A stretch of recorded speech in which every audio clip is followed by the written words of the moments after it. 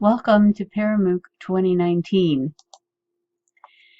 As you know, parapsychology, research and education, survival of death, and parapsychology is this year's iteration of the ParaMOOC series for 2019.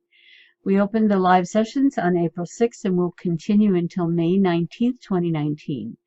Anyone who enrolls in this course by using the link in the description below will be able to access this material until the spring of 2020. The deadline for course enrollment is, however, May 31st. Today, we're going to be getting a presentation from Dr. Janice Miner Holden, who is the editor of the Journal of Near-Death Studies. Before we go there, though, I want to give a shout out to the artist Radiant Skies, from whom we licensed this Wordle from 123rf.com. It's our course logo. We'd like to thank Lizette Coley, the president of the Parapsychology Foundation, who supports our work on the ParaMOOC series. This is me. And this is Brian Williams of the Psychical Research Foundation, who is our discussion forum co-moderator. And of course, here's Dr. Carlos Alvarado, who is the team member who put together the program for this year and all of our preceding years. So thanks to everybody. So let me tell you a little bit about Dr. Holden. Jan Holden has been a member of the University of North Texas Counseling Program faculty, where she is currently professor of counseling. Dr. Holden's primary research focus has been on counseling implications of near-death experiences, after-death communication, and other transpersonal experiences, those that transcend the usual personal limits of space, time, and identity. With over 50 refereed journal publications and over 100 national and international presentations, she served as the lead editor of the 2009 Handbook of Near-Death Experiences, 30 Years of Investigation. For 3 years, she has served as the president of the International Association for Near-Death Studies, and since 2008 as the editor-in-chief of that association's scholarly journal of Near-Death Studies. For her career-long research on and advocacy for people who have had transpersonal experiences, Jan was awarded the Association for Spiritual, Ethical, and Religious Values in Counseling's 2013 Research Award, and the American Counseling Association's 2015 Gilbert and Kathleen Wrenn Award for a Humanitarian and Caring Person. Today's talk is called Near-Death Experiences and the Survival of Physical Death. In his 1975 book, Life After Life, Raymond Moody coined the term near-death experience. Over the 40-plus intervening years, researchers have investigated this phenomena extensively. In this presentation, Jan will review the key findings of this research and will then focus in greater detail on the implications of those research results for the question of whether consciousness survives physical death. The presentation also includes 6 snippets of interviews with 2 NDEs. So, Jan, you have the floor. Good morning, and I'll try to keep an eye on your written comments so that I can answer questions as we go along. Some years ago, I attended a conference about the survival of consciousness after death. And several people were speaking there, like Charles Tart, other well-known individuals. And we broke for lunch. We had this huge, big box lunch. I've never seen a box lunch as big. Anything that you've ever seen in a box lunch was in this lunch. And so when we came back after lunch, everybody was just so full and so sleepy.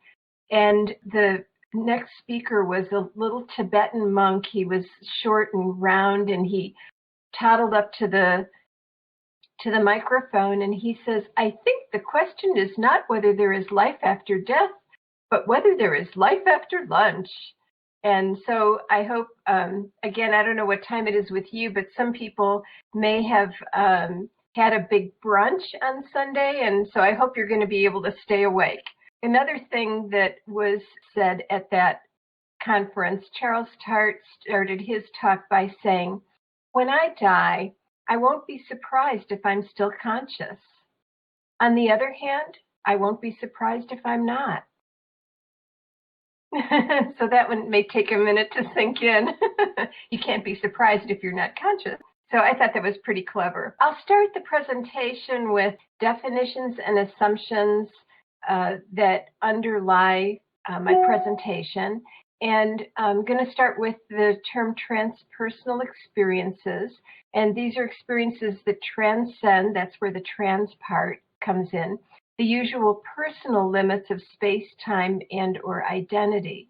And they include things like near-death experiences, after-death communication, both spontaneous and induced, and also mediumship and channeling, past life memories, paranormal phenomena, anything in any experience in which the usual limits of space, time, or identity are transcended.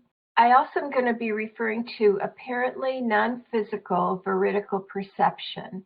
And this is perception during a transpersonal experience that should not have been physically possible based on the condition and position of the body, but that is subsequently verified as accurate. So that's one of the big topics we'll be talking about a little bit later. And the question of the relationship between the brain and consciousness, there are two perspectives: the materialist perspective that the brain produces consciousness, and the non-materialist perspective, I guess, that the brain is a receiver and transmitter of consciousness, that consciousness precedes and survives the existence of the brain and is closely tied to the brain during physical existence, but is not dependent on the brain for its essential existence. So these are all topics that we're going to be getting into. The afterlife is what it is or isn't. And what we seek to know is, does an afterlife exist? And if so, what is the nature of it?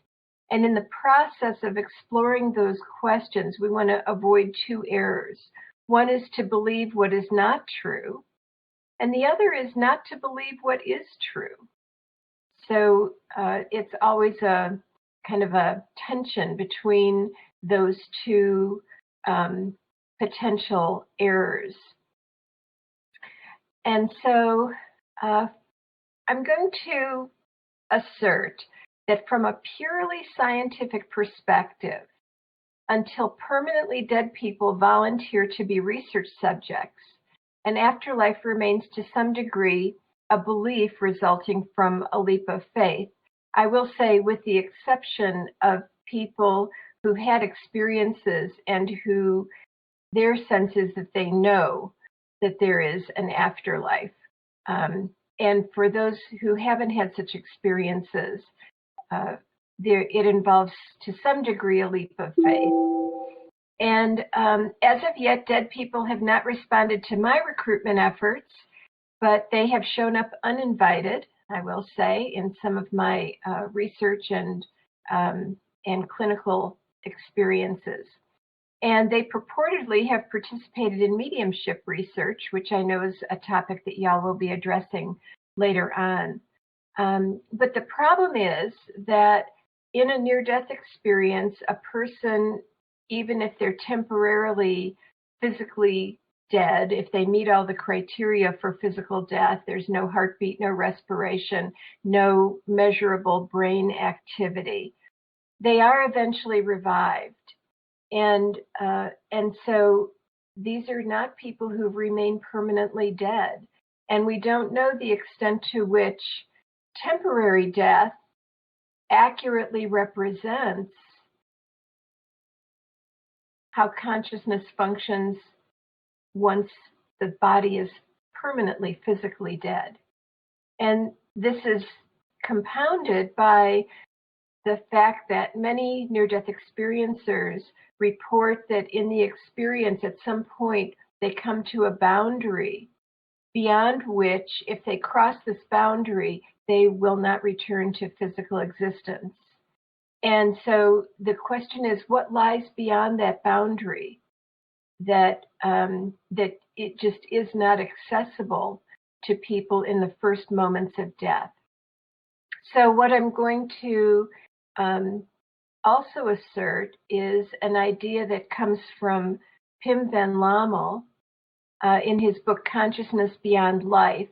And he talks about a convergence of evidence from several sources, including near-death experiences, but also after-death communication, which is another topic in which I've done a lot of research, mediumship, which I've not done a lot of research, but have some personal experiences in, and psychic phenomena and so forth. So this convergence of evidence, and John Gibbs, in response to Van Lommel's idea about a convergence of evidence, wrote an article that we published in the Journal of Near-Death Studies, in which he looked at the convergence of evidence from NDEs, deathbed visions, and past life memories. So some of you may want to check that out, and I believe the full reference is at the end of the show. Oh, and someone said consciousness is also heart-connected. Yes, that's really true. That my thinking is that consciousness pervades the physical body. And it isn't just the nervous system, it isn't just the brain, it's not even just the whole nervous system, but it includes our heart, our gut. I feel my consciousness in my fingertips. So it, in some way that is yet unknown, according to the theory of consciousness as a receiver transmitter of information, the consciousness integrates itself closely with our physical bodies, and a variety of circumstances can facilitate a loosening, what experientially feels like a loosening of that connection, and including being in a close brush with death. But other extreme conditions can provoke or facilitate experiences that are indistinguishable from near-death experiences. So extreme physical exertion, the extreme calmness of meditation, extreme emotions such as grief or jealousy or anger. And any kind of really, and of course trauma that doesn't result in being actually close to death. There is in the literature a phenomenon called a fear-death experience, where the person is so frightened they have an experience that, again, is indistinguishable from a near-death experience, but they were never physically close to death. So we will look at a definition of near-death experiences. I'm going to give you several examples, and as I said, you'll actually hear from two near-death experiencers describing their NDEs in their own words. I'll review the research, which involves collected anecdotes, case studies, and formal studies.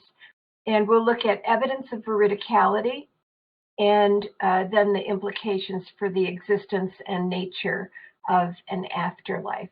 And by the way, I titled my talk Indications of an Afterlife, and you might have noticed that those words are indications and an are italicized, and it's because I'm doing a play on words of a title from a recent book by physician Jeff Long, whose book was Evidence of the Afterlife. And so I'm stopping short of saying that there's evidence, there are indications, and not to talk about the afterlife, because as you'll see, at least from near-death experiences, there is no the. There is afterlife, and it takes a number of forms as reported by different people. So we'll talk about all of that as we get into it. So let's see what people have said. Yes. Okay. And the paradigm shift about fundamental versus emergent. Yes.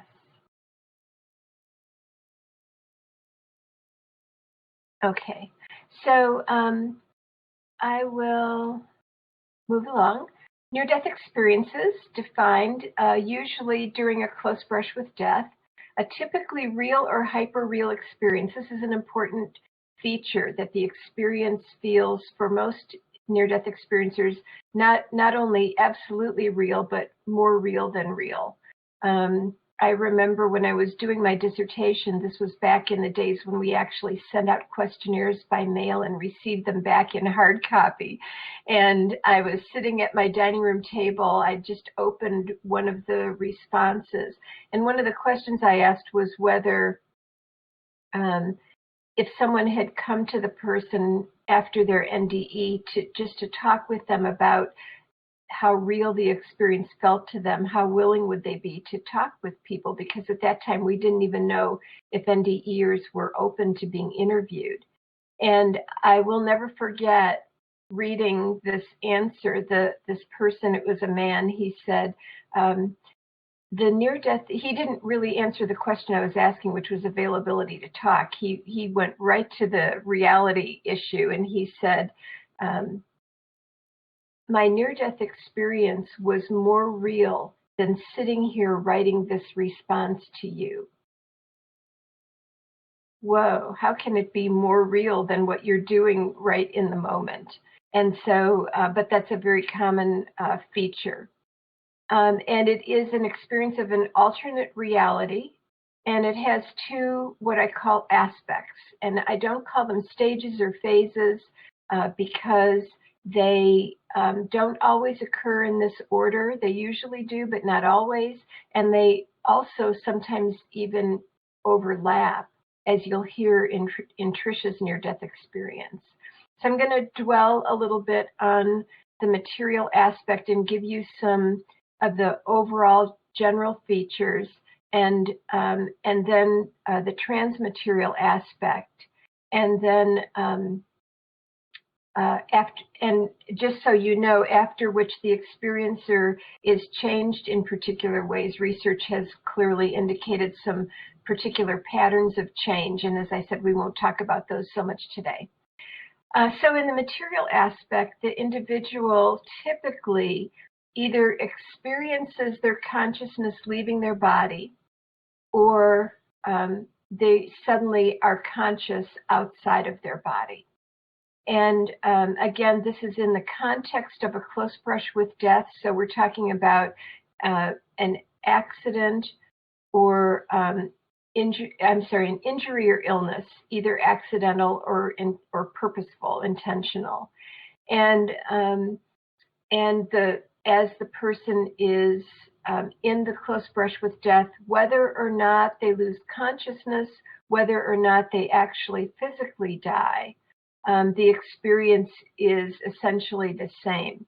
Now, the experience does range in terms of depth, and so some experiences are relatively more shallow, and I don't mean that in a judgmental way, just as a way to describe that there are relatively few of the features I'm going to be telling you about, and or they're relatively less intense, but sometimes the experience is very deep with many very intense features, as you'll hear with both Trisha and Eva.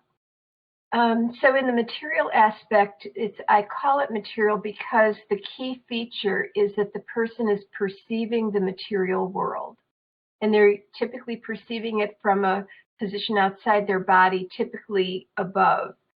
In a room, it's most often in the ceiling corner.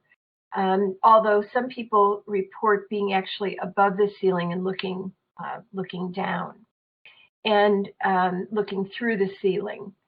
And typically the most frequently reported is that the person is viewing the area around their physical body.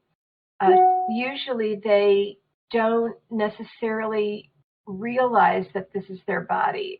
Sometimes they'll be looking down and saying, oh boy, there's somebody down there who looks like they're in really bad shape.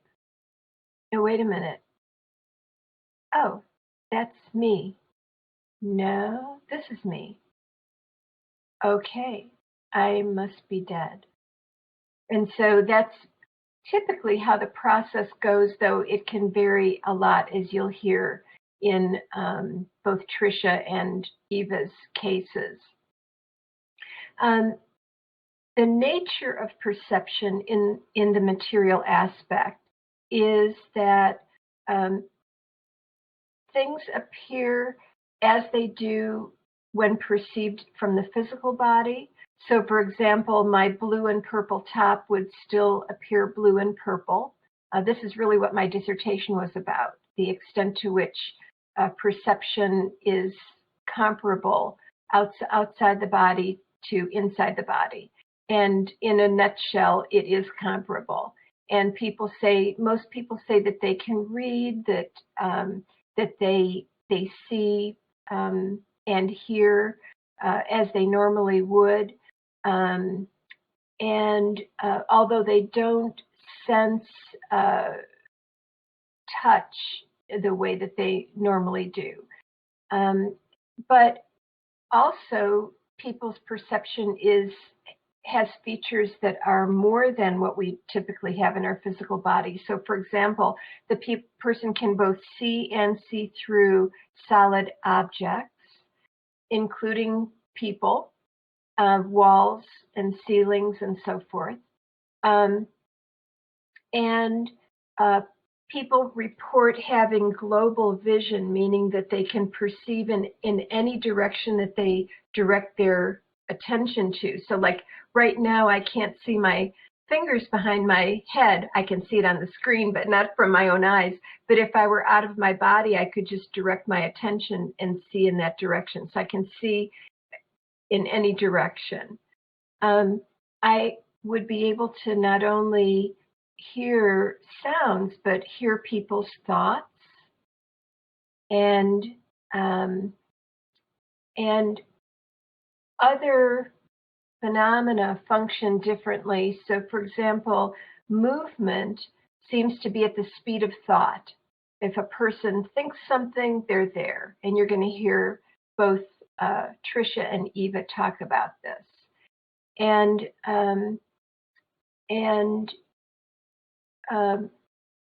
there's a plasticity to perception in this state as well, which I'll just lay that foundation for you to know more about what I mean by that later. So typically the person remains in the area of their physical body, but sometimes they leave and go to other locations in the material world.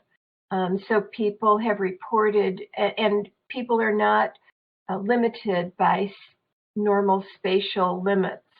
So if someone's mother is in 3 states away, living 3 states away, the person can think of her and then boom, they're right there with her, observing whatever she's doing at the moment. So these are some of the features of the material aspect of NDEs. Then at some point, typically what happens is that the person has a sense of something kind of maybe over their shoulder, and when they turn around, they see although people don't usually use the word portal, what ends up being a sort of portal to a transmaterial aspect of the experience. And for some people, this involves moving rapidly through a tunnel or void, and then perceiving light, maybe moving toward the light, entering the light, discovering that the light is a being, and that this being is all-knowing and all-loving, so the person feels absolutely known and absolutely loved in the presence of this light. They may, typically in the presence of the light, have a life review in which they review every moment of their life and re-experience every moment of their life simultaneously, and also simultaneously observe from an observer kind of perspective, and also simultaneously experience being every person with whom they interacted and experience being on the receiving end of one's actions. And so this aspect of the experience is often very profound for people, to give them the knowing that we are all connected. I've just finished listening to Jim Tucker's second book about reincarnation, and I love an analogy that he used about islands, that from the surface, islands look as if they're separate, but beneath the surface, they're connected. They are all emergent from the earth, and that people are like that as well. We have the illusion that we're separate, but at some deep level, we're all connected. And people experience that in the life review, in their NDE. Another aspect of the transmaterial, or another feature of the transmaterial aspect, is that people sometimes meet deceased loved ones, meet other spiritual entities, and the deceased loved ones can be people or animals. The entities are sometimes familiar, sometimes not. Often people will say that the entity's identity is not designated, but the entity feels absolutely familiar to them, like an old friend, someone they've just known forever. That kind of thing. People sometimes encounter identifiable religious figures, and we're going to be looking closely at people who described encountering Jesus and what that tells us about the nature of the afterlife. So, as I said, typically the material aspect occurs first, then the transmaterial. Oh, also in the transmaterial aspect, people sometimes encounter natural scenes, but they're like preternatural. They're more beautiful than any scene the person has seen on Earth. And people sometimes have reported seeing cities of knowledge, of light and knowledge. And so there are these preternatural and structural kinds of environments in the transmaterial domain, at least in terms of people's subjective experience.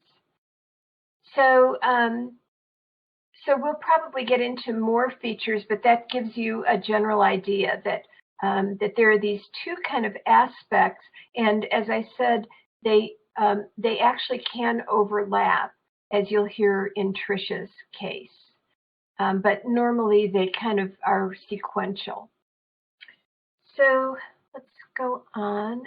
I wonder if anyone has any questions, any burning questions about the material or transmaterial aspects of NDEs. And if I don't see, let's see, someone is typing, so I'm just going to wait a second to see if that's a question, and if not, we'll go on. Do people report seeing aliens? No, not to my knowledge. And that's one of the big differences between like DMT and near-death experiences. Some people have hypothesized that DMT actually provokes near-death experiences, but in DMT, people often see aliens. In near-death experiences, I don't know that I can remember a single case of someone seeing what they perceive to be an alien. Yeah. So, okay, well, let's go on. So NDEs are reported by about 1 in 5 survivors of a close brush with death. So in other words, 4 out of 5 people who undergo seemingly the same circumstances purportedly experience nothing, or at least remember nothing. And only 1 in 5 reports remembering something.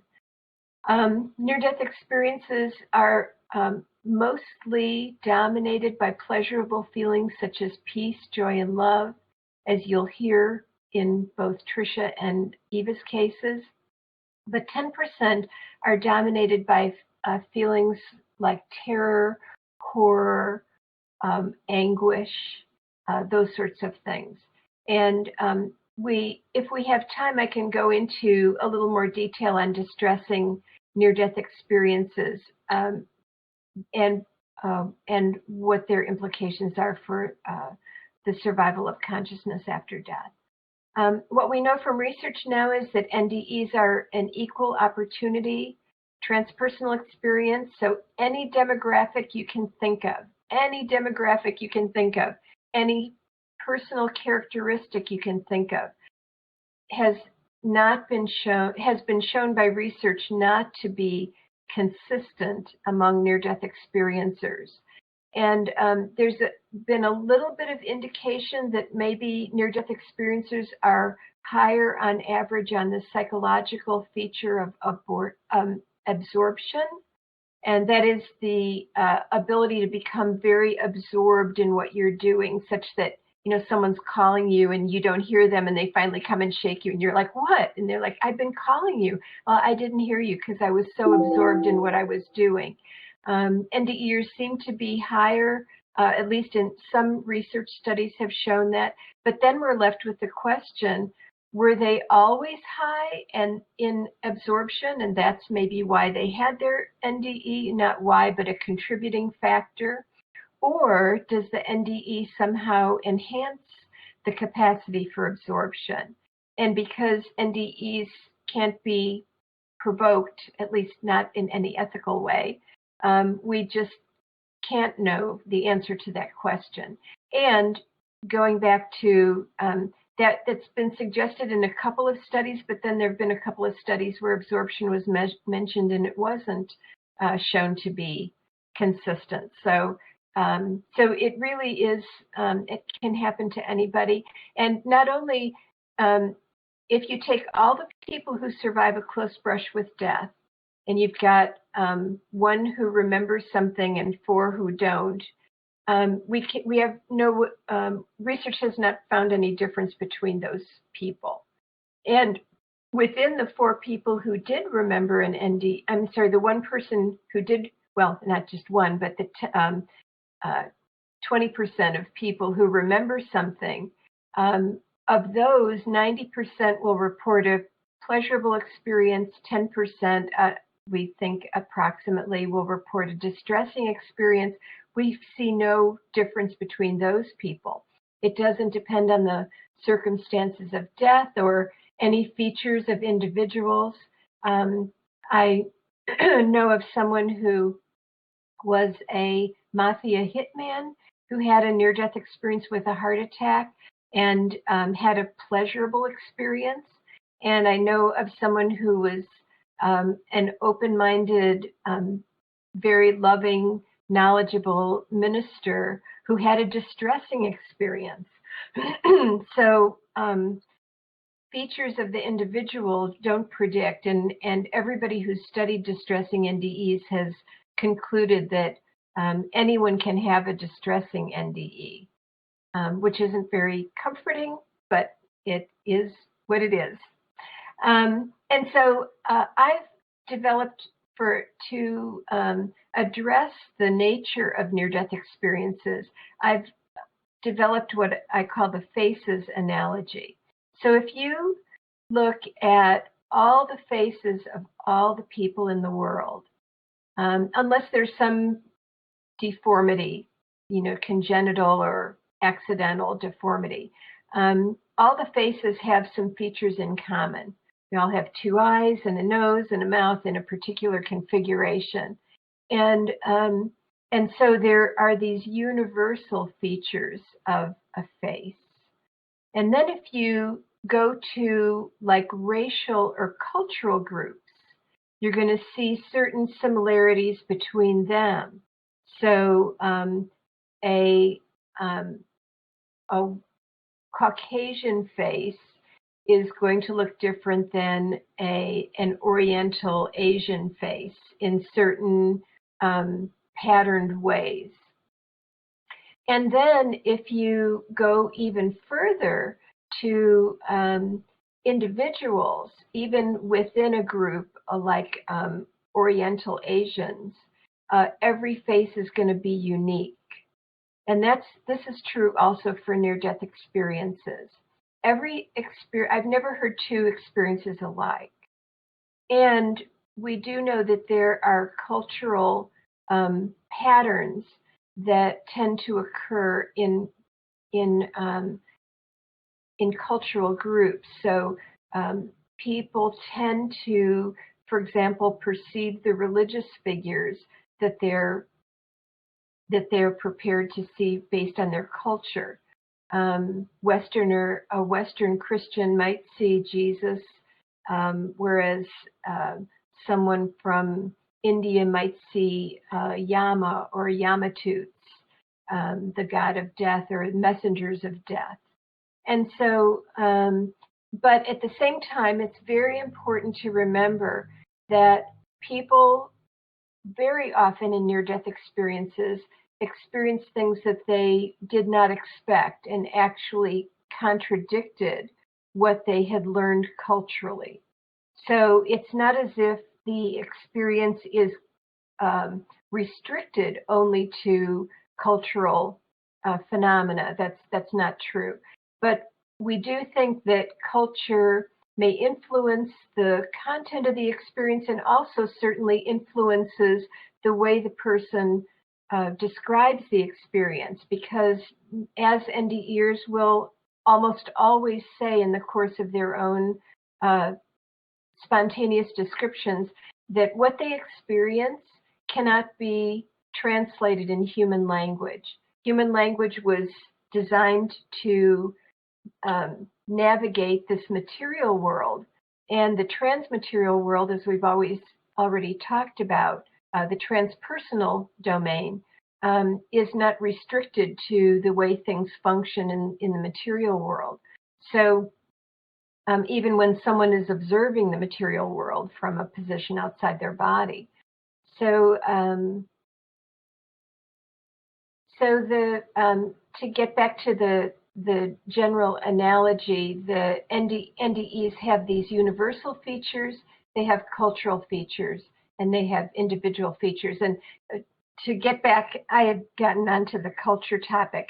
The universal features include that there are people, environments, social groups, communication, and the experience of a boundary beyond which one cannot return to physical existence.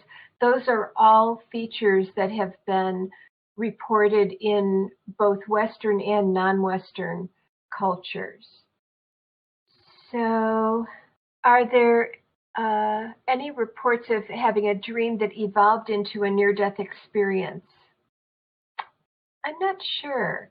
I do know that people have had experiences indistinguishable from NDEs while they were asleep, but they would hasten to say that the experience was not a dream.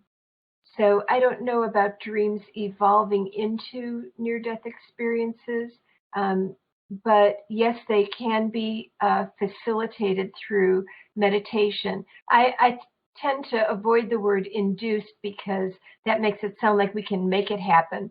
And essentially, transpersonal experiences are always essentially spontaneous, even when we facilitate them. So, So it's possible to facilitate the experiences, but not actually induce or cause them. And when the question comes up of, what really causes NDEs, we really don't know, because again, we have these 1 in 5 people who remember or at least report an NDE. 4 out of 5 don't. We really don't know why the experience occurs. I have an opinion, but it's not based in research. It's just based in my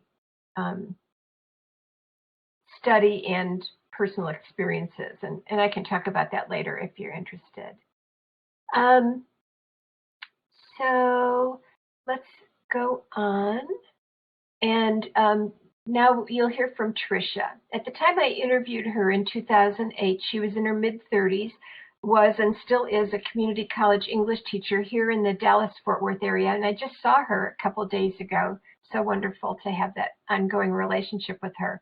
And she was fully physically functional, which will take on meaning as you hear what happened to her. She grew up in an evangelical church, but she said that she pretended to participate, that she didn't really buy into the ideology of the church, but it was her social world. So she went along in order to have a social life.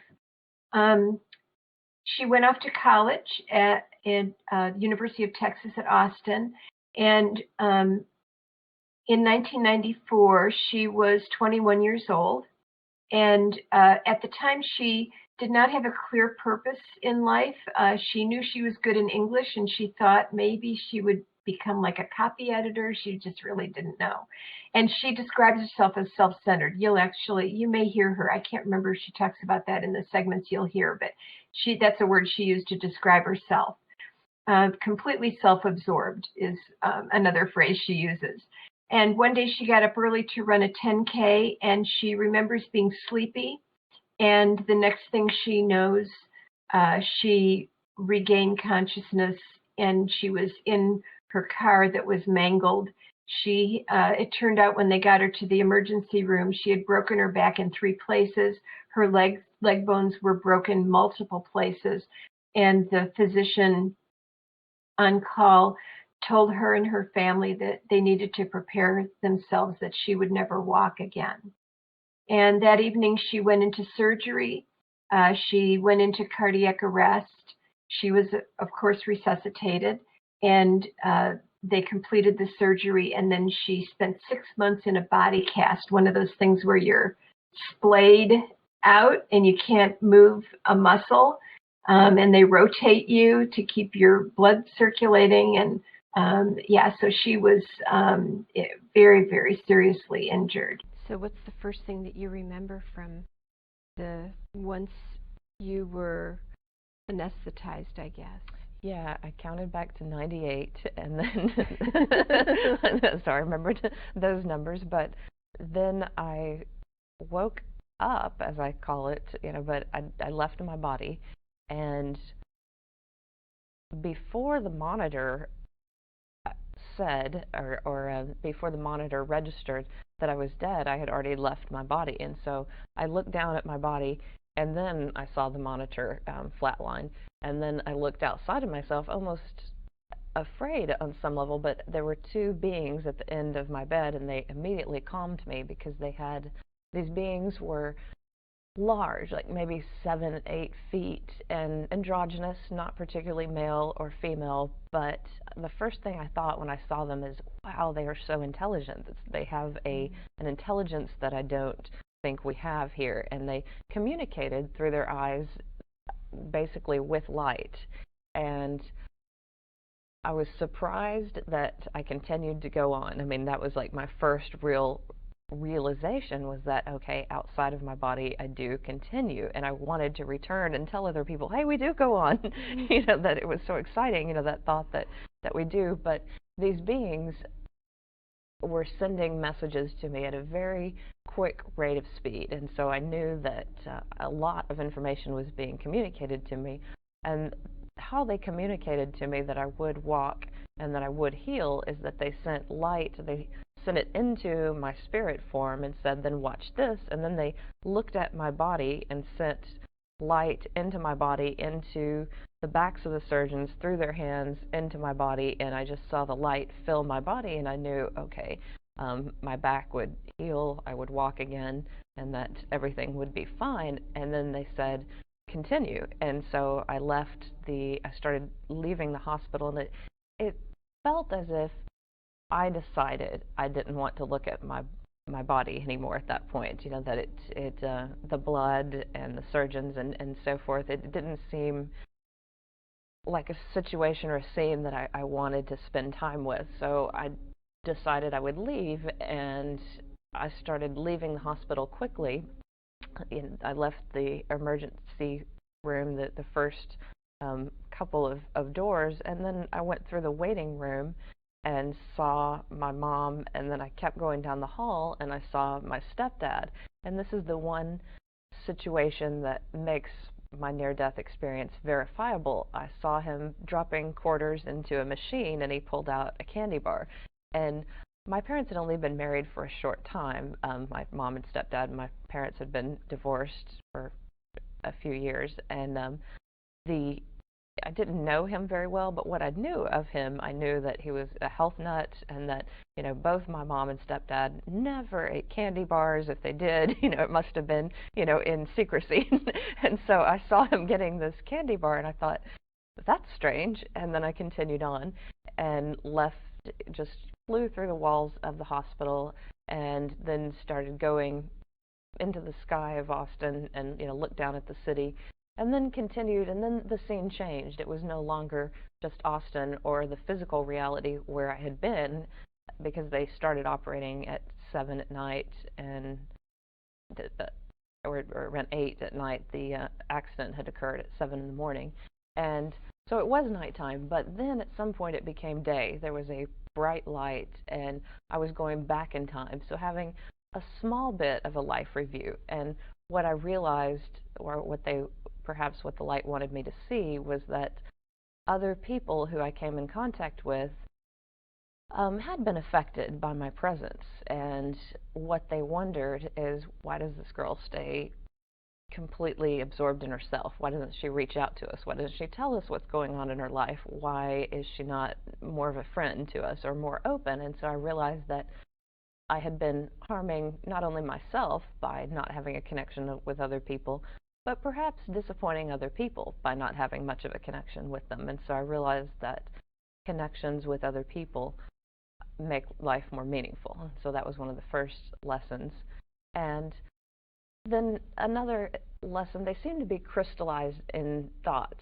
The lessons were not given to me from the light with words per se, but they were feelings. And then in my own mind, I created lines or thoughts that seemed to crystallize what the experience was trying to tell me. And one is not to fear death, you know, that there is no fear in death, you know, that it is a beautiful natural experience. And two, that our connections to other people are important, and that perhaps even love is all that matters, you know, that the love that you do experience with other people is what makes your life meaningful.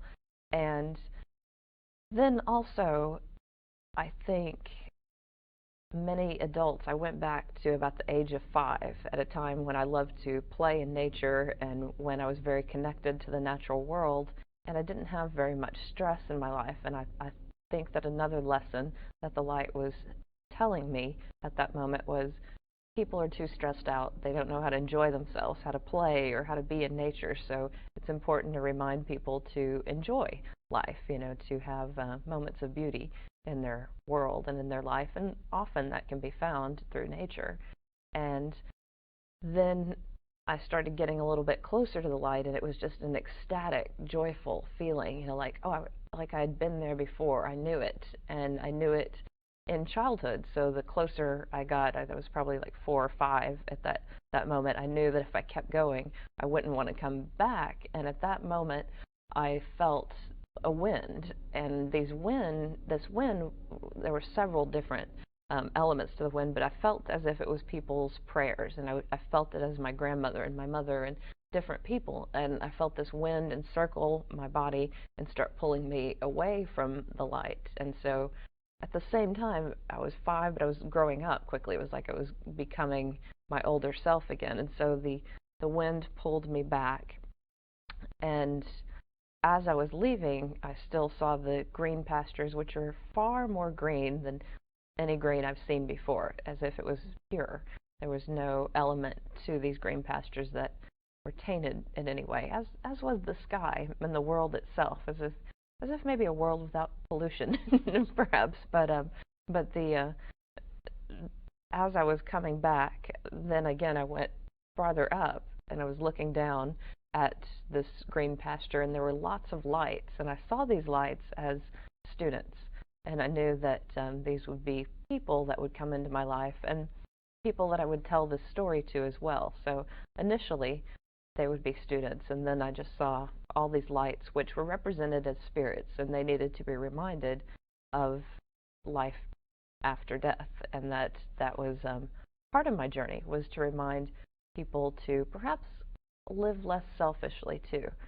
That if I could remind people at that age, at junior high and high school, then perhaps maybe they wouldn't go to college and live the way I lived those 4 years, that they might be thinking a bit more beyond themselves. And so that was part of what I felt my purpose was, at least at that moment, that teaching was definitely tied to my life path. And so then I returned to my body, and then it happened quickly. I think the last thing I remember was really the wind and a lot of movement, and it was fast, and then things became dark, and then I was body. So whenever I hear Trisha say she saw all those lights, and they were initially students, but then other people as well who would hear her story, I wonder whether she saw each of you. Yeah, so this is some of the features that you heard from Trisha were that she, in her case, the material and transmaterial overlapped. These beings actually, in her perception, filled the surgeons with light, which then transferred into her body, and it was all healing energy in her body. So the material and transmaterial overlapped. But the other thing is she talked about communicating with light through their eyes. So it's like thought transfer with light through their eyes. And other people, other near-death experiencers just talk about that communication is telepathic. It's just thought to thought, and it's immediate. A lot of NDEs will say, I thought of a question and the answer just came to me immediately. So there's a little indication of what might await humanity in the afterlife if you take Trisha's and other similar experiences. There's another 2 little clips where she goes into, in the first clip, she talks about the reality of the experience and the ineffability of it. I'm sorry, no, she talks about the reality in the third clip. Oh, in this next clip, she talks about the speed with which things happen and ineffability, and then in the last clip, the reality of the experience. So why don't we go ahead, Nan, and watch those 2. I didn't want to look at certain things, so if my mind decided that I didn't want to look at something, then I didn't have to. And so it was almost as if there was a choice, just like once I started leaving the room, that could happen quicker than one would imagine. It's just like you imagine yourself out of the room, and then you're out of the room. And so I guess the main thing is that things happen at a faster speed, and that, yeah, you don't experience life in the same way that we do within a body. There's less limits. Mm-hmm. And it sounds like although all these things were happening at once, that you didn't feel overwhelmed.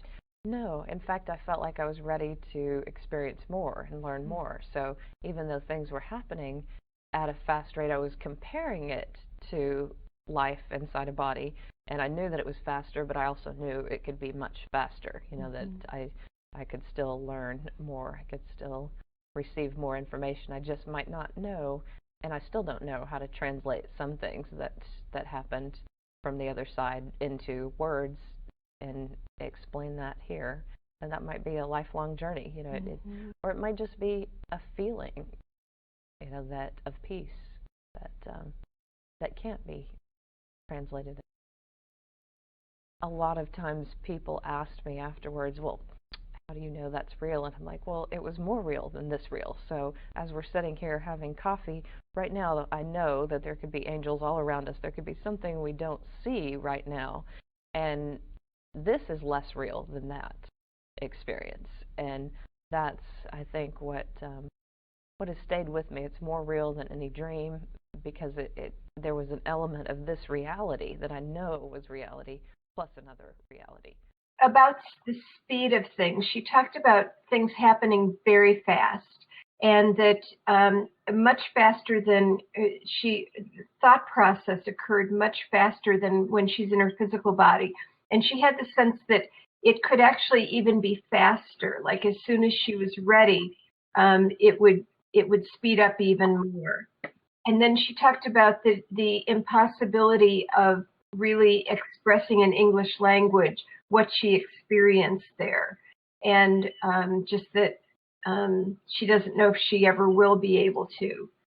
And then in the last one, she just talks about the experience, that it was just absolutely real. And she said, what I know now is that there may be angels all around us, and we just aren't always able to see what is really there. And it brings to mind for me the fact that in the visual spectrum, humans can see only a very narrow band, and there's a lot of stuff that is outside of the range of perception in the physical body. And the same with sound. We know that, for example, dogs can hear sounds that humans can't, and that in the whole hearing spectrum, humans can hear only a very, very narrow band, and there's a lot going on that we don't perceive. And so that's the sense that she got.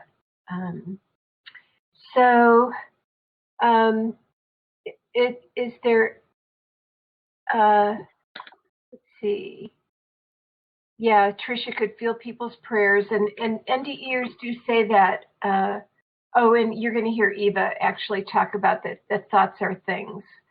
Any statistics on miraculous recoveries? Yeah, and I don't know about statistics. I can just say that, yes, there are many cases in which people miraculously recovered in their near-death experiences. Sometimes they were told explicitly that they were being healed, as in Trisha's case. And sometimes, like there's a case of a little girl who, she's also from here in Texas, and there's a movie about her story. And my cousin actually knows this family, so it's for real, that she had this horrible digestive thing that was making life miserable for everybody, and she was just in constant pain. And one day she fell out of a tree and was unconscious for some period of time, and eventually was rescued and, of course, survived. And in her near-death experience, she met Jesus, although there was nothing explicit about healing. But when she recovered from the fall, she from the moment of her being rescued from the fall, she had no more digestive symptoms. So, and then there's Anita Morjani, who was healed from end-stage leukemia, and Eben Alexander, who was in a coma with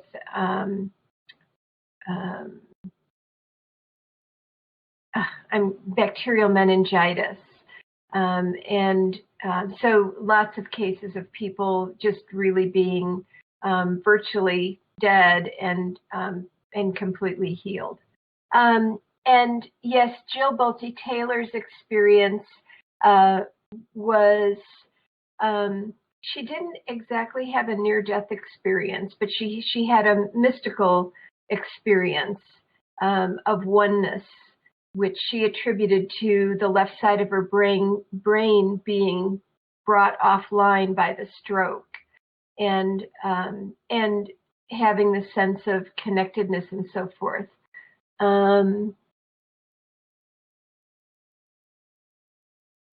Yes, and someone is saying, Janine is saying, you know, in physical body, things are processed through neurons and so forth, and that takes time.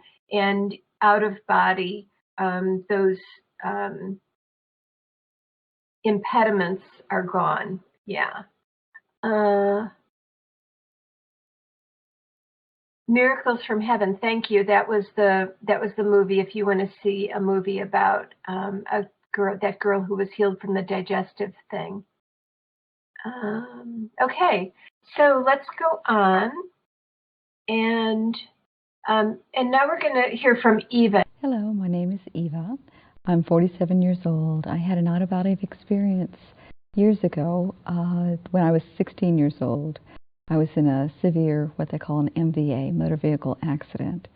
I was in a Volkswagen Bug, which is not a vehicle to be in during an accident. A teenage kid was playing chicken with red lights, ran into the left side of my Volkswagen, basically pushing my body over to the driver's side, except my feet were still over by where the pedals were.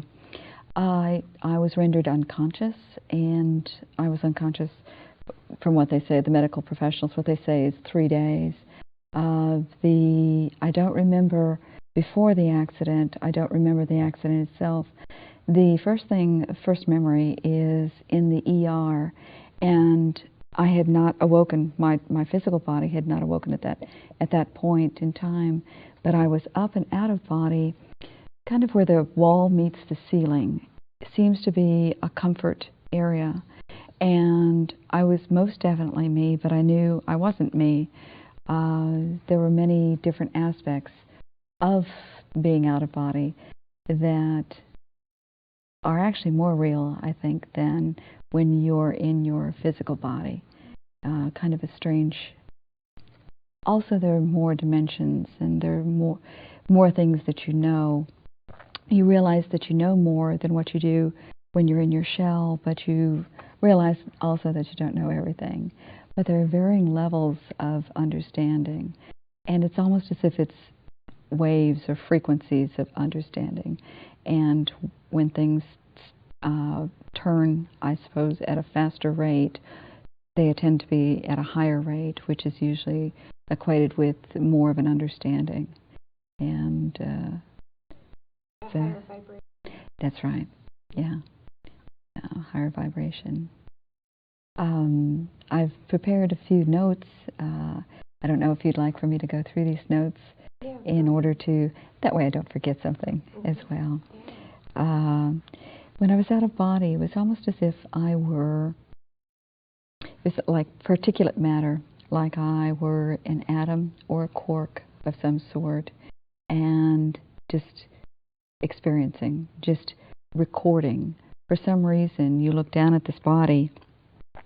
I did not recognize that was my particular human body at that point. It wasn't until later when I woke up inside the body and looked up that I realized, oh, I was out of body. Oh, that's strange. What was I doing over there? And how was it that I could see this way, that way, and down the hall and everything, but now I can only see up. Okay, well, you know, I was a little bit disoriented. But when you're out of body, it is a feeling of being very, very real, more so than in your body, and much more so than a dream state. Many people over the years have asked me, "Oh, you were just on drugs because of because of your accident. You were, morphine or whatever they were giving you at the hospital." and or you are in a dream state of some sort. It's a much different feeling. It's much more real. I don't remember thinking of myself as whether I had a form, a body. I wasn't really concerned about it, I suppose, whether I had arms, legs, or whatever. But I remember at one point, after I was out and I was kind of looking around, and my mind would think about something, and it would manifest it almost simultaneously, within that moment. If I wanted to view the body that for some reason I was tape recording, if I wanted to view it from a different perspective, I would think it, and I'd be over at the other perspective, or other point of view, I suppose you call it. If I wanted to view the body in terms of a different viewing point, whether to view through the body or to view it in color, to view it in black and white, to hear what was going on, to hear what the doctors or nurses were saying, to feel what they were feeling. You think it, and immediately it comes to you, or you go to it. I don't quite know how that works, and so it's a different realm of reality, I suppose you'd say. It's a different perspective. It's almost like there are many. We understand only certain levels or dimensions, and it would appear as though there are many dimensions. And I was just on the brink of some of the further dimensions, not nearly all of the universe, but it would appear that thought is a fourth dimension, I suppose you'd call it, in that you think and you are. You manifest. I think that people, when they're in their human bodies, can manifest things into their lives, but it's a much longer process. It takes a long time. Whereas when you're out of body, there's no sense of time. So I don't know whether it's an illusion that it actually, when you manifest, it would appear that it's instantaneous, or whether you manifest and actually it takes the same amount of time as it does for a human. It's just that you don't realize it because there's not that same passage of time. It's not a linear passage of time. It almost seems as though time is past, present, and future, and it's all together. And of course, that doesn't make any sense either. Let's see. Again, didn't recognize that the body was mine, but felt compelled to watch it, to record what was going on with the final moments of that particular body. And I was actually, what had happened in the accident, I was bleeding internally. They didn't realize I had a lot of broken bones and what have you, and glass all over the side of my head, my arm, like a broken clavicle, broken hip bones, and I was bleeding internally. And what was happening apparently was that my blood pressure had dropped down to pretty low levels, and then they rushed me into the ER, into surgery, in order to do exploratory surgery. And I take it that that was after this experience, but I don't know for certain. Let's see. Oh, when I was looking down at the body that I didn't recognize as mine, you have a feeling of it just is. The body is, life is, your surroundings, it just is. And had the doctors chosen to cut off my head or cut off a leg or whatever, it would not have fazed me in any form at all, in any way. You don't have the visceral types of emotions. It's almost as if you were devoid of emotion, and it just is. It's not like a high, and it's not like a low, but it's like a constant, unfettered love, just a constant feeling of unconditional love. It's like a joyous, but at the same time, it just is, and it's just beautiful. You feel just at peace, and just such a sense of peace that really mere words alone, it doesn't even come close to what the feeling actually is. But a lot of times, I would think back to being out of body and feeling that sense of peace, and kind of upset that I was back in my human body, actually, because that is so much more preferred, a nicer way to be than to be stuck in traffic on 35, right? Anyway, let's see. There was absolutely no sense of sorrow that my body was expiring, and also equally there's no sense of fear of death. It's just a process. You're transforming. Energy transforms from one form to another, and you're just transforming into a different form. It just is. It goes back to it just is. No anger, pain, anything. No sense of pain. I felt none of my broken bones or whatever. Actually, you feel as though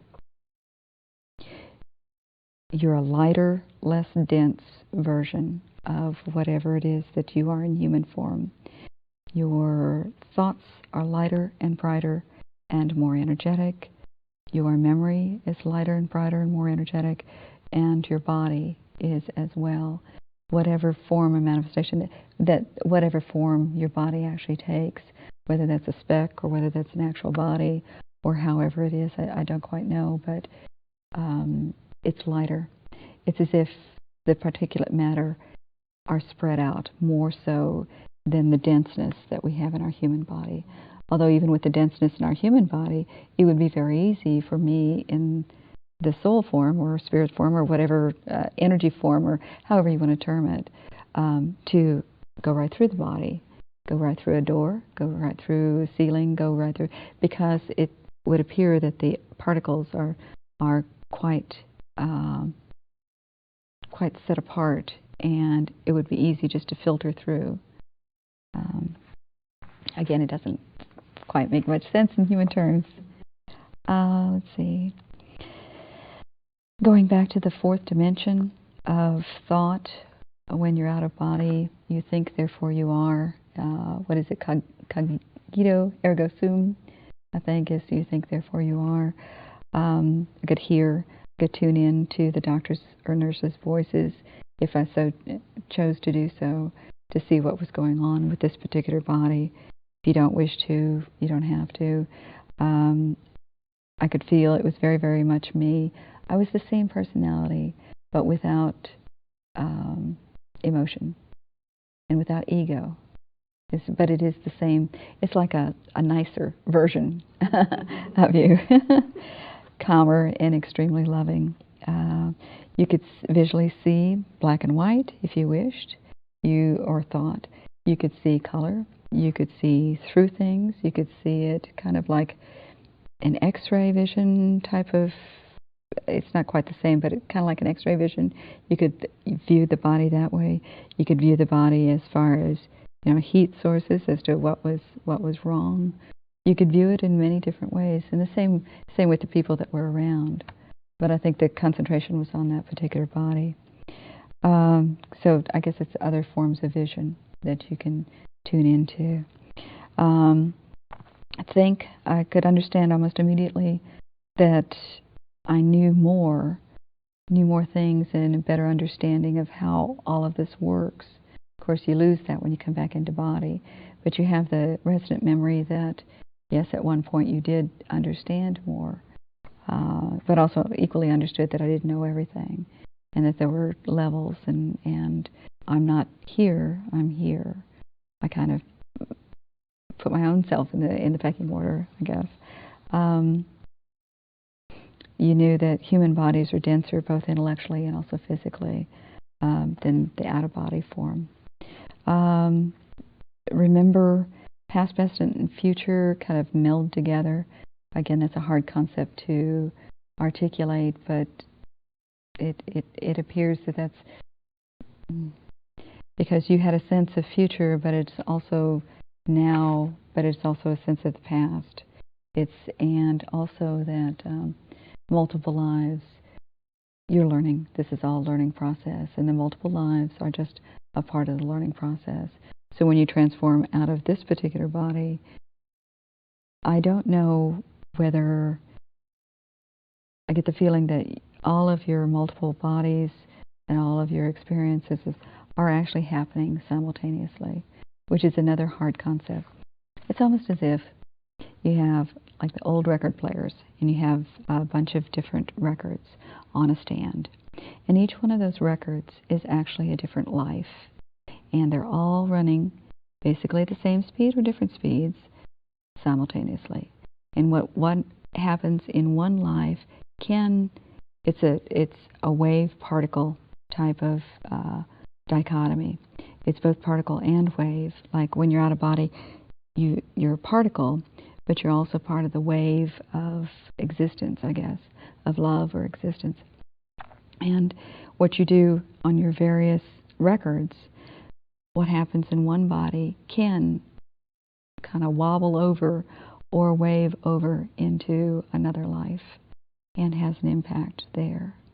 And actually we're all trying to work toward perfection. Of course, we're very far from it, but each time we try to kind of hone in and try to be a better person, I think.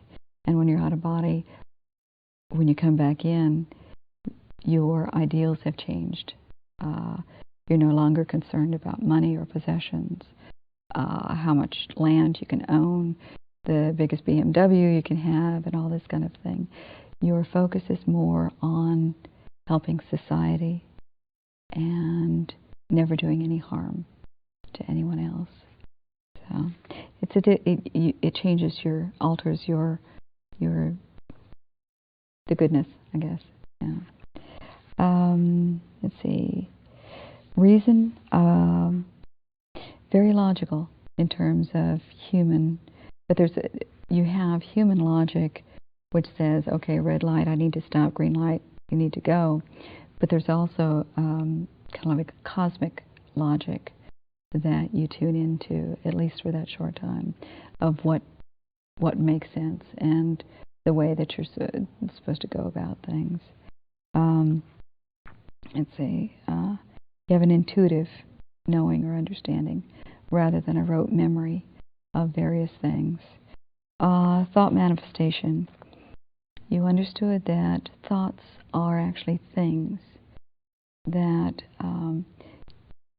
we are, as humans, we are almost like little children with H-bombs, and we just don't realize how very powerful our thoughts are on our lives and those of those that we think about or interact with.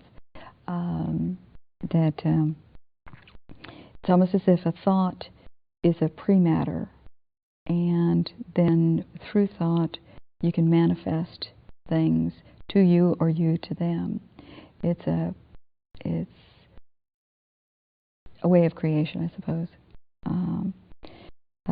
Thoughts are pre-matter, which have both substance and mass and can be shaped into form at will in the will of the person or the thought of the person.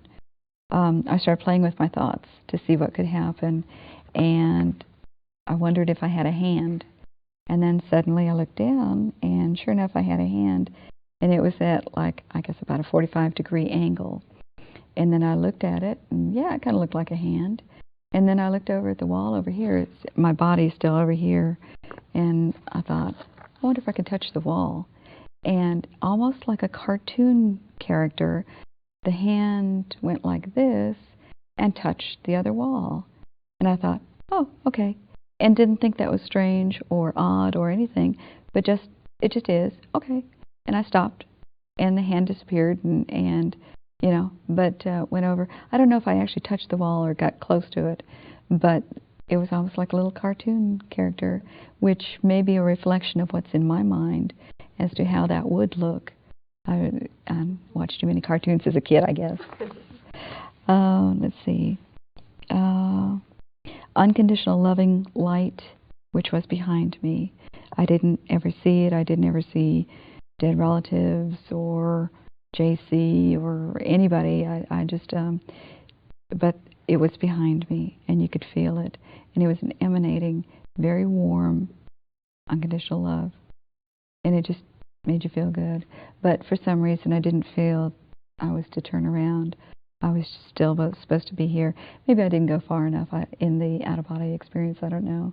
And as far as I went was basically to be up at the ceiling and to look down at my body and play, right? Play with the fourth dimension. The loving nature is beyond human words. It's warm, it's timeless, and also it's spaceless. There's no sense of time when you're on the other side, but there's also not a sense of space. It's as if multiple layers all interact at the same time. We're all in the same area. I don't know. Anyway. Okay, that makes no sense.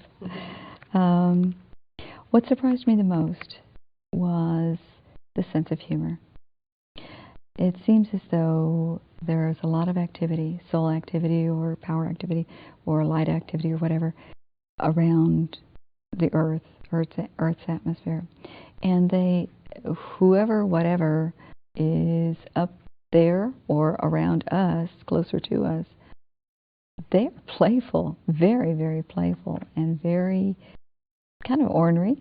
Can be, kind of pull your chain and joke and laugh and play. But it was just a delightful kind of, playful joking, humorous joking, never at anyone's expense, but just playful. And I'm sure we give them lots of things to laugh about. One of the things that stayed with me and has stayed with me for the last, 31 years, I suppose, I was asked telepathically, asked 2 questions. And both were, however they do it, beamed at you or whatever, simultaneously. What did you learn, and how did you learn to love? And how did you learn to love? Forgiveness was a big part of how did you learn to love. And you just understood, I don't know if you understand it in English or how it telepathically comes to you, but those things came to me. And then when I was back in my body, perhaps that's one of the reasons why I had that experience, because the rest of my life now, I have been trying to learn as much as I could. I've been a perpetual student forever and ever, and also to learn to love, with the forgiveness being a part of that. And with various things that have transpired in my life, I've had to try to pull back, be gracious and forgiving of many things that have transpired. But that's I guess the neatest part is the 2 questions. Would you like for me to go through the post things? Before Sure. you do, I have a couple questions. Surely. What was the source of the questions? Where did they? I don't know. It was over here, but I don't know who, what. I don't know if it came from the light. I don't think so. I think it was coming from perhaps an earthly guide, I'm guessing. I don't know. I really don't know. All I know is that it came to me, and it was at the same time. And it was, I can remember when I heard or felt or thought them, I'm thinking, not too much so far. I'll work on that. You go back down and scene 2, right? Yeah. Any other questions? Or okay, great. After the near-death experience, again, have absolutely no fear of death. It's a transitionary process. Now, I don't want to be a crispy critter on the way out, because I would imagine that would hurt, but that your body only takes so much pain, and then you appear to pop out. The soul or whatever pops out, and you don't feel any pain. The body is expiring. You're watching the body as it expires, but you yourself, your true being, there's no pain associated with it. And so, when the pain returned to my particular body, when I woke up in the ER looking up again, and oh my goodness, all kinds of broken bones and blood and guts and all this kind of stuff. So yeah, there was quite a bit of pain that was associated with it. Let's see. within several months, again I was 16, within several months, my hair turned completely gray. I'm Clairol here. But yeah, my hair turned completely gray. And particularly here, there was like the crown up here where it immediately, almost immediately, turned a gray, not a gray-white, but more a gray. And I've read, and I don't know for sure, that when you pop out through the top of your head. I don't know. I don't remember popping out, and I don't remember going back in. So that's just speculation on my part. All I know is that my hair, and at 16, I was kind of freaked out, going, "Whoa, I'm one of the monsters." The doc said that the hair turning gray, a lot of times you could see that with trauma patients, and they just chalked it up to the trauma of the accident in my body. I have gained a sense of mission within my life to acquire and to share knowledge. And like I say, I've been in school forever. I have a Juris Doctorate. I'm working on a PhD in information science. I'm a law librarian at the present time, and help do research, legal research for both patrons and also judges and attorneys. I have Masters of Library Science. Enjoy school. Will probably be in school for the rest of my life. Just enjoy that. I also teach part-time, and I'm adjunct. I am an adjunct and teach part-time, teaching legal research and writing at a local college as well. So I like to impart the knowledge as well as to gain it. So just a perpetual student, I suppose. But I think somehow you can take that with you. Whatever you learn, you can take with you. I also seek to grow to understand love and forgiveness, which can manifest in many, many forms, whether via teenagers, love and forgiveness with teenagers, or husbands, or whatever form it takes. Acquisition of money, material possessions, houses, doesn't make any difference. I'm fine. I'll do fine. If I were to win the lotto tomorrow, lottery, whatever, a good portion of that would go for others. Pay off some student loans, and that's it. Keep driving my Toyota. Yeah.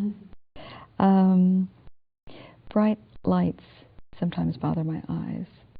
That I've noticed since the accident, and a lot of times I'll have sunglasses on, especially in the Texas hot, in the heat and the sun. Need or want or desire to help society and individuals. I do a lot of charity work and pro bono things, trying to help people with legal problems. And the repayment is not to me, but for them to realize that by taking this gift or this help, then they turn it around to help someone else. And that's really what we all should be doing. And never, ever, ever to do harm to anyone. Which is kind of hard. It's a dichotomy in the legal field because you're supposed to sue everyone, right? Yeah. Anyway. I've had multiple careers, in part because I wanted to experience life. And sadly, I've had multiple marriages, and part of that was the various lessons that I've tried to learn, both love and forgiveness. I or my soul have put myself in various situations that perhaps I shouldn't have, in hindsight, right? And it's in part too because of this experience of being out of body. If you open up to some individuals, not all, they don't understand and think that you're on the verge of crazy. And so you have to be, even with a spouse, you have to be pretty circumspect as to what one can approach and talk about, and what doesn't fly. Yeah. When I interviewed her, she was in her mid-40s, and she also had been in a car accident as a teenager. And she is a JD, a doctor of jurisprudence, a law doctor, although she said the near-death experience ruined her for the practice of law because it's so adversarial, and after her near-death experience, she just couldn't be that way. But she's very analytical, and so she speaks in detail about the nature of her consciousness when she was just in the material aspect of the experience, and that's all she talks about is the material aspect. But she talks about timelessness, that everything is now, past, present, future, all exist at once, and which is, very difficult to grasp when we're in our physical bodies. She also talks about the plasticity of the experience, that she could change what she was perceiving on the basis of her wishes. So if she wanted to see like the muscles and blood of her body, she could, it's like she was seeing sort of an X-ray version. She could zoom in, zoom out.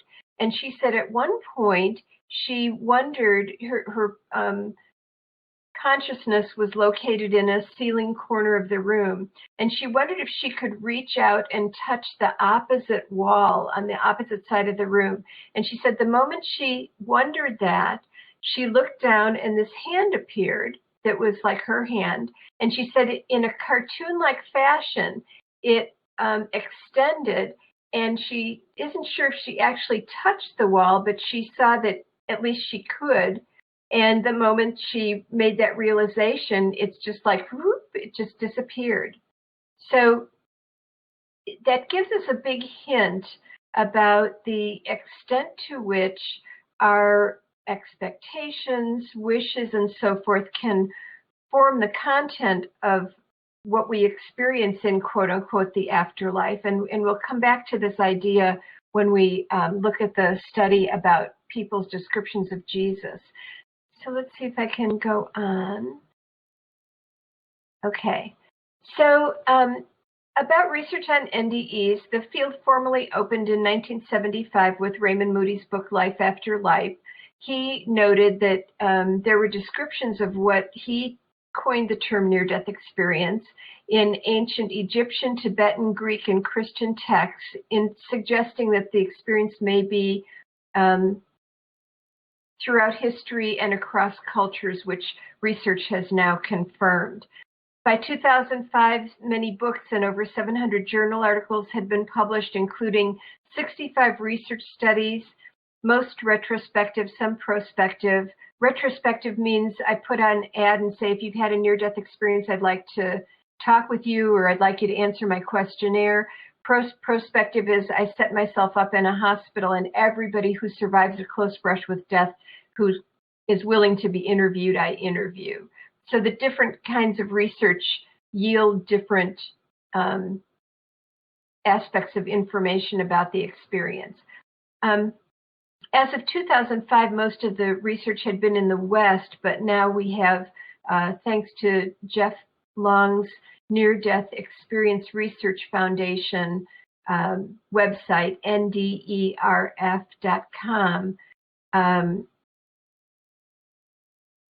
thousands really of cross-cultural near-death experiences as well, accounts.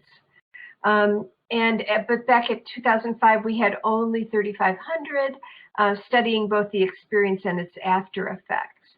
And so now we're going to focus on the issue of veridicality. So you know a little bit about the nature of what people experience in NDEs.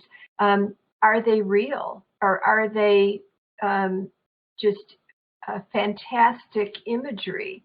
And the topic of veridical perception is an attempt to answer that question. And we knew, for example, from cases like Trisha's, you remember her saying as she was moving through the hospital, she saw her stepfather putting coins into a candy machine and vending out a candy bar, which it so happens was a Snickers. And when Trisha regained consciousness after the surgery was all over, only her mother was there.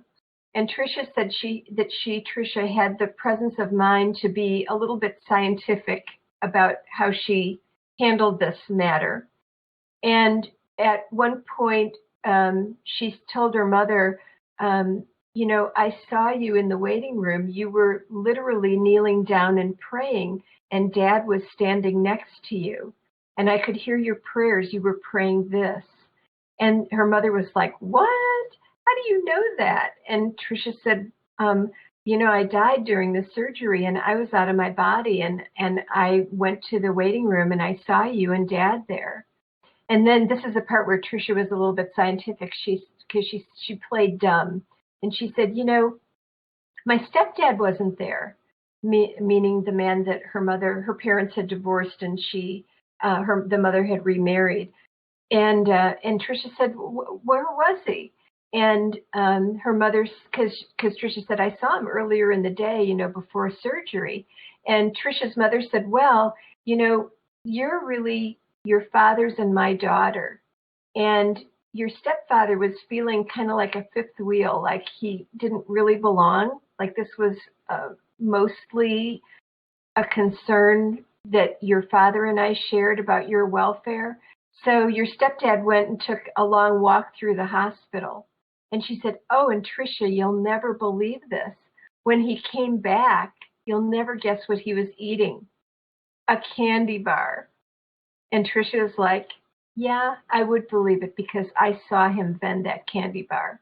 And that's when Trisha said it was a Snickers, right? And her mother was like, yes, how do you know that? And then Trisha told her, I saw him vending the candy bar. And at the time I thought, that's really weird because I've never seen him eat candy. And the mom said, yeah, I guess he was so anxious about your situation, he just decided to break down and have some comfort food. So this is what we call veridical perception. Based on the condition and position of Trisha's body, she should not have known that her stepfather had vended the like anomalous candy bar. For him, it was anomalous to eat a candy bar, but she saw him vending it out of the machine and could identify it. And it was later verified by her mother and, of course, by her stepfather. So,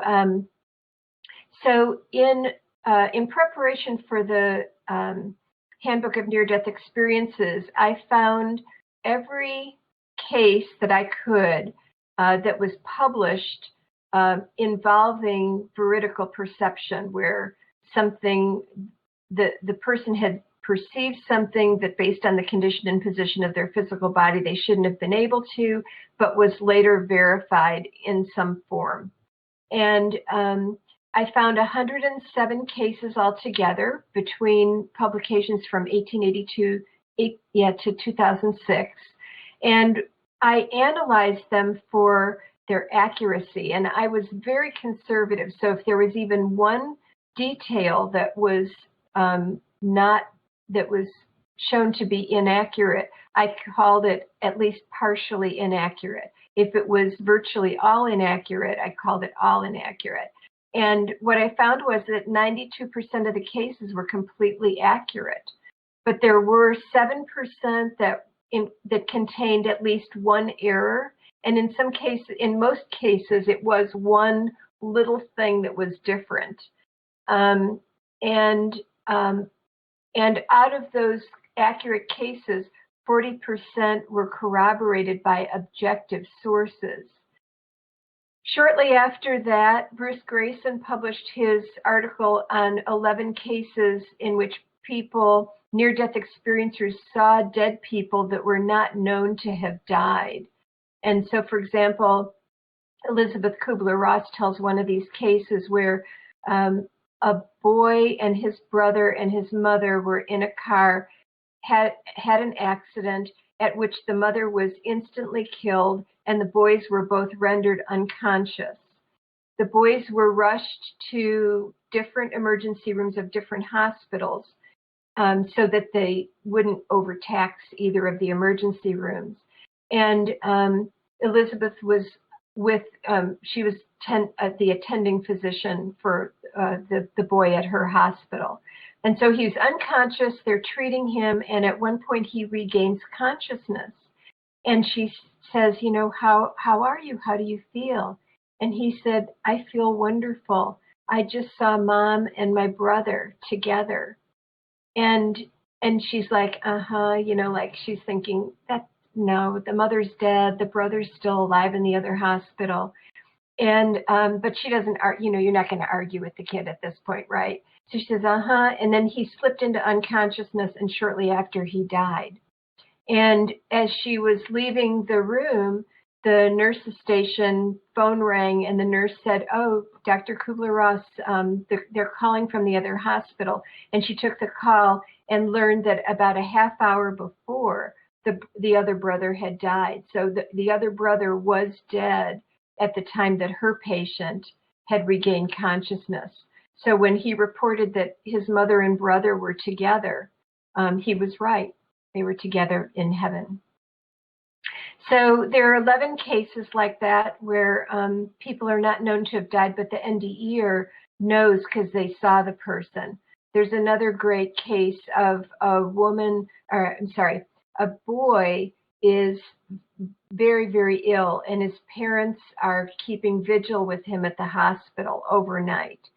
And at one point he flatlines, he has a near-death experience, he comes back, and he says that he saw his sister. And the parents are like, okay, they're like, he's hallucinating because his sister is alive and well at college in another state. And about an hour and a half later, the staff comes in and they say, the college has been trying to reach you.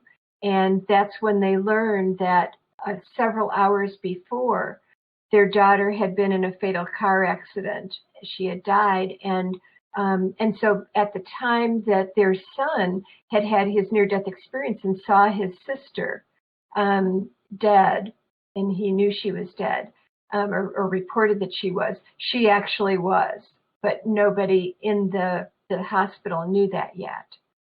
So Rivas, Dervin, and Smith in 2016 took my verified cases and Grayson's cases and found a few other cases and came up with over 100 cases of verified NDE-related paranormal phenomena verified by credible witnesses, usually the physician on the scene. So I'll tell you one more where this physician is doing surgery, his patient unexpectedly flatlines, they resuscitate her, finish the surgery, take her to post-op, and there she regains consciousness. He comes around to check on her, and she says, I know that I died during the surgery. And he's like, what? How do you know that? And he's thinking, insurance liability. But she's not concerned about that at all. She says, I was out of my body, and I watched you resuscitating me. And she said, you did this, and this person did this, and this person did this. And she completely accurately described the resuscitation process, which to near-death researchers is kind of ho-hum. But the other thing she reported was she said that her consciousness was actually above the ceiling, looking through the ceiling onto the operating room, but she also could see into the adjacent rooms. And in the operating room next door, she said, they were amputating a man's leg, and when they finished, they put the amputated leg into a yellow plastic bag to dispose of it. And the physician, her surgeon, is like, what? And the surgeon says, I don't even know what's going on in the other ORs in the hospital. And he said, and I've never been in that operating room because it's specialized for, amputation, and I don't do that kind of surgery. So he went back to the hospital records and found that indeed, at the time he had been doing the surgery on this woman, they had been amputating a man's leg in the next operating room. And then at this time, the operating room was empty, so he poked his head inside, and there he saw the yellow plastic bags they used to dispose of amputated body parts. So that's another case in which the person's perceptions were verified. So as you can imagine, there have been research studies attempting to capture this phenomenon under controlled circumstances. And I did the first one at Lutheran General Hospital in Park Ridge, Illinois, surrounding my dissertation back in the mid-'80s. And these studies involve planting some kind of visual stimulus above the level of eye level in the room and facing the ceiling, so that if the person is out of their, I'm trying to see what you can see, if they're out of their body, that this material it's above eye level but visible from the ceiling. And if you want to read a chapter that summarizes everything about veridical perception, the Hagen's edited book, The Science of Near-Death Experience, and the references on the last page of the PowerPoint. I wrote the chapter in there on veridical perception. It tells about each of these studies. Bottom line is that none of the studies have yielded a case that was caught under controlled circumstances. Most people who survive cardiac arrest in hospitals don't recall a near-death experience. If they do, it might be only transmaterial, not have a material aspect. And even if it has a material aspect, their consciousness may be located not near where the visual stimulus was, or they just weren't looking at that, and it's just not salient to them to pay attention to, something like that doesn't really have anything to do with them. So, but these studies have yielded more cases of veridical perception that are just not the ones under the controlled circumstances where people actually saw the planted visual stimulus. So let's see.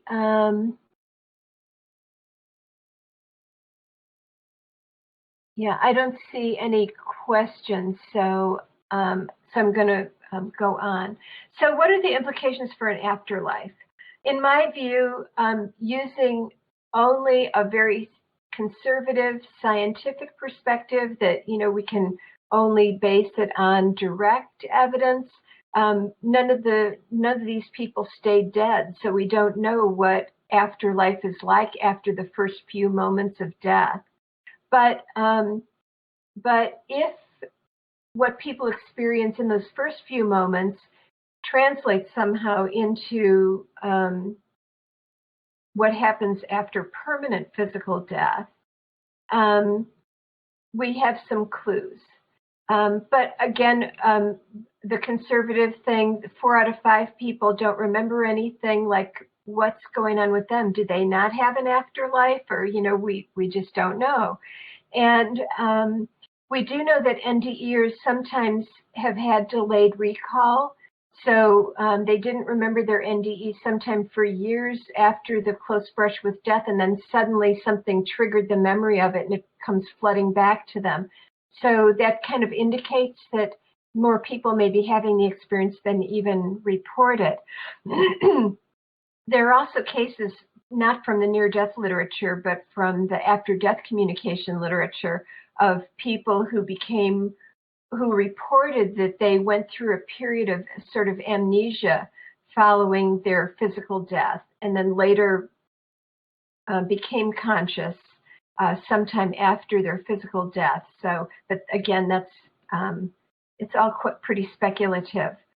But there are some similarities and consistencies that suggest some things. There is a self, a sense of ongoing identity, but we'll talk about that more in a minute.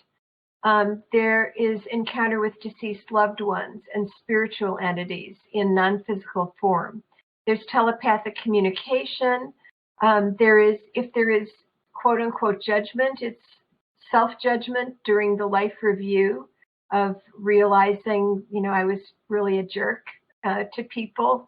Time does not exist in the linear form it does in physical existence, and movement occurs at the speed of thought. There are cities of light and knowledge where entities report working and or report seeing people at work. And And in a couple of near-death experiences, we had a speaker at my Friends of Ions meeting a week ago. Her name is Ingrid, and she described something that an NDEer named Jim also described, which is that at some point in the experience, the sense of an individual identity dispersed. And as Ingrid reported it, she became all awareness. And that's all she was. She was no longer an individual. But interestingly, when she returned to her body, her individuality coalesced again. And I think I've heard some people express fear at the idea of losing the sense of identity in the afterlife. But what near-death experiencers report is that it's actually a fluid process of losing and regaining individual identity, much like in the ocean. There are waves, the individuality, and then the wave immerses back in the ocean of all awareness and then can reemerge again. So NDEers aren't concerned about the loss and regaining of individual identity. It seems to be a fluid process. So there also are some dissimilarities and inconsistencies. For example, Dan? Yes. Excuse me, I don't know if now's the time, but we were having a big discussion, so you might have missed this one question about people looking at people who do examinations of people who are remembering their near-death experience from many years ago. And I was mentioning Sherry Sutherland, and if you're not going to talk about after effects later, that was a question about that. Yes, I'm not going to be talking about after effects, but I will speak to that. There has been research where the researcher had people who had described their NDEs back in the 80s, and then 20 years later, recontacted them and asked them to once again, just off the top of their head, describe their NDE. And then did content analysis of the two accounts and found there was no significant difference. And people, in some cases had very detailed NDEs that they told again. And I can attest to that because I've heard Trisha talk about her NDE a couple of other times over the years, and it just hasn't changed. The only difference is that whereas she talked about those entities that were in the operating room, she now refers to them as angels. But when I asked her about it, she said, well, it's just people can relate to that concept more. It's not that she, that label came to her in the experience or anything. It's just she's learned that people relate to that concept better. So people will say that their memory of their near-death experience is vivid in their mind, and it's as if it just happened yesterday. And research seems to corroborate that. So whether you're talking to somebody right after they regain consciousness or 20 years later, you're likely to be getting the account. Okay, what about dissimilarities or inconsistencies among people's reports? We've got these pleasurable and distressing NDEs, like, so is it heavenly or is it hellish, or are they both potential domains or projections that we create? Again, the question of that there's a border, what's beyond it, we don't know from near-death experiencers. Even the most detailed NDEs lack a lot of detail, and so we're not really sure. And a lot of people aren't as gifted as Eva is to analyze the nature of their consciousness as they're having the experience. They're kind of more enthralled with, wow, look what's happening.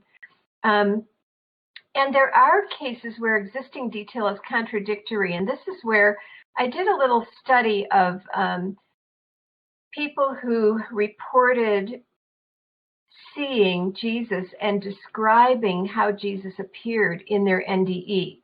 And in 2013, I searched the internet, and here's Jeff Long's Near-Death Experience Research Foundation website, and was able to find 28 cases. So that's a pretty good number of cases of people describing what Jesus looked like.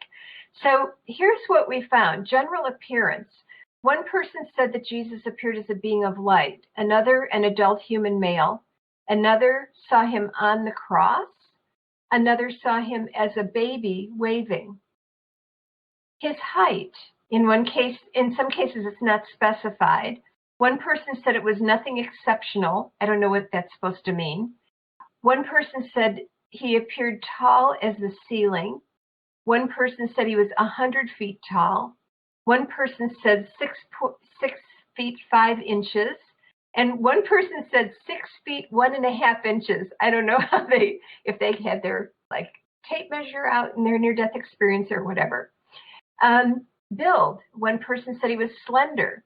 One said he was healthy and robust. One said he was strong and powerful. His clothing. One person said he wore a long white tunic or robe. One said white flowing robes. One said with a light blue tunic and a gold rope at the waist.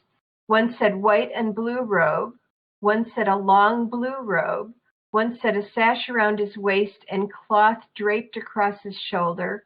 And one said, reminiscent of Superman, a red tunic with a sky blue cape. And there's more. What did he wear on his feet? One person said sandals. One said leather sandals with straps between the toes and around the ankles. One said mustard-colored men's sandals. His hair color, dark brown, auburn, light brown, loose, curly, golden blonde hair, white hair, and white like wool. Hair length, shoulder length, kind of, but not too long, whatever that means. Long, and one said long reaching to the upper arm. Scars. One person said scars on his wrist. One said hands and wrist. One said hands, feet, and side. Skin color. Quite dark, olive brown. Oh, that's the same account. Quite dark, olive brown. One said like the color of brass. One said the color of copper. And one said that he looked really healthy with a suntan. His eye color, dark brown, light brown with flecks of amber, burning liquid gold, blue, piercing blue eyes. And one said the eyes were not any color, they were like flames of fire. How about Jesus' voice? None, because there was telepathy. One said a very soft voice, almost musical. One said like thunder but louder. And one said like a freight train, almost deafening. So what are we supposed to make of this? I mean, does Jesus change his clothes and dye his hair and try out different hairstyles and wear contact lenses or make his eyes be like fire? Or, how do we account for Jesus appearing in so many different ways? Well, there's actually a clue from 2 of the accounts. In one, Andrew C. said, then there was an inquiry to me from a spiritual entity as to which religious symbol form I wanted the presence to appear in. I was given a few options, and then my image of Jesus Christ in a blue robe appeared. So he says he was given a choice as to how he wanted his religious figure to appear. Similarly, Nicholas P. said he encountered this entity, and he said, "Are you Jesus?" And the response was, "I am the great I am. I come to you the way you want to see me." So the clue from this is that things appear in near-death experiences as people are prepared to perceive them. And I heard an NDEer speak recently about encountering her father in a near-death experience, or I'm sorry, her grandfather, but she said it really wasn't her grandfather. It was God just appearing to her in a form that she was going to feel more comfortable with. She just knew it was actually God appearing in her grandfather's form. So this is the plasticity of the experience that as some Tibetans believe that our consciousness, our state of mind at the time of death influences to a great extent the subjective experience we have in the first moments of death. That our expectations and what we're ready to perceive appears in the forms that we're ready to perceive it. So this makes talking about the afterlife very difficult. The NDEs would certainly say that there is an afterlife, and that it is very much the nature of it is determined very much by our own psyches, and that, as Trisha indicated, she had a sense that when she got ready, things were going to happen even faster than they were happening. And some near-death experiencers have said that they were in the NDE long enough that as they became comfortable, things started happening, like the person might start out actually seeing a spirit form that's clothed. And then at some point they become comfortable with the experience, and the clothing falls away, and the body form falls away, and they're maybe an entity of light, or just something with no form at all but consciousness. So it's really hard to tell from just near-death experiences. So again, we've got some universal aspects, some likely but not certain aspects, some subjective aspects of plasticity, and the possibility that we perceive what we're prepared to perceive. So it all kind of complicates being definitive about the afterlife. So NDEs alone provide some but not definitive indications of existence and nature of the afterlife following permanent physical death. I'm going to go back to Ben Lamel's idea that a convergence of evidence provides us a clearer picture, and that's what you all are going to get over the course of this ParaMOOC, is the evidence from various phenomena that together will likely give you a better idea. And even if you accept the research on these phenomena, from a purely scientific form or perspective, it's not absolutely definitive and still requires a leap of faith. And one of the problems with working with the PowerPoint is I had this great visual where the woman leaps across this chasm, which is she tries to leap without knowledge, but with knowledge that the two rock formations actually come closer together, and it's just a small leap. So with knowledge, it becomes a smaller leap of faith about the nature of the survival of consciousness after death. So here are the sources, and if you have questions, I'm happy to stay on and answer them. And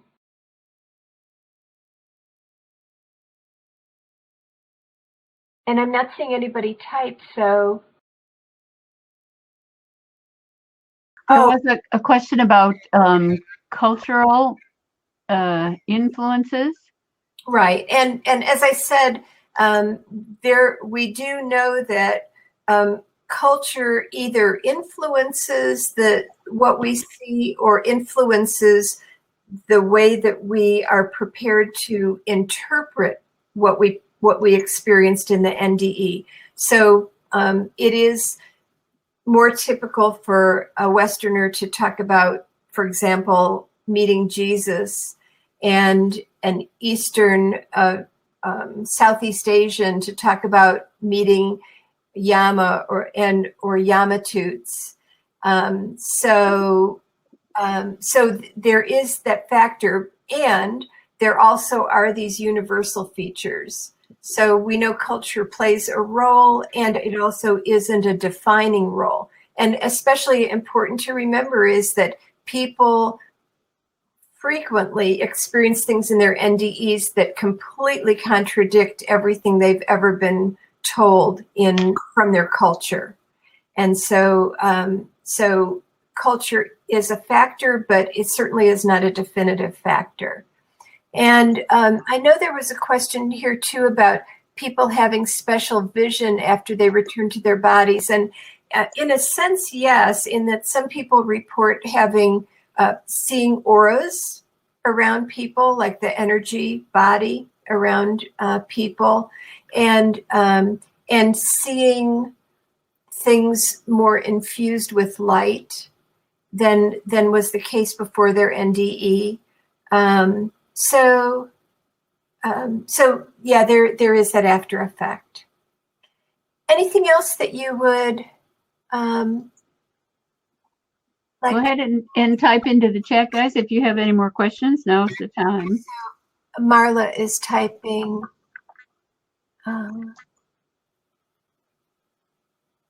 Okay, so your question is answered. Great. Okay. And let's see.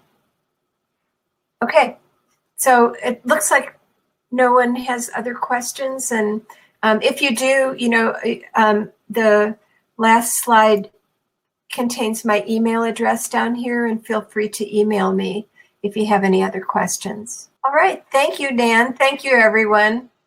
Thank you, Jan. Thanks, everybody. Bye now.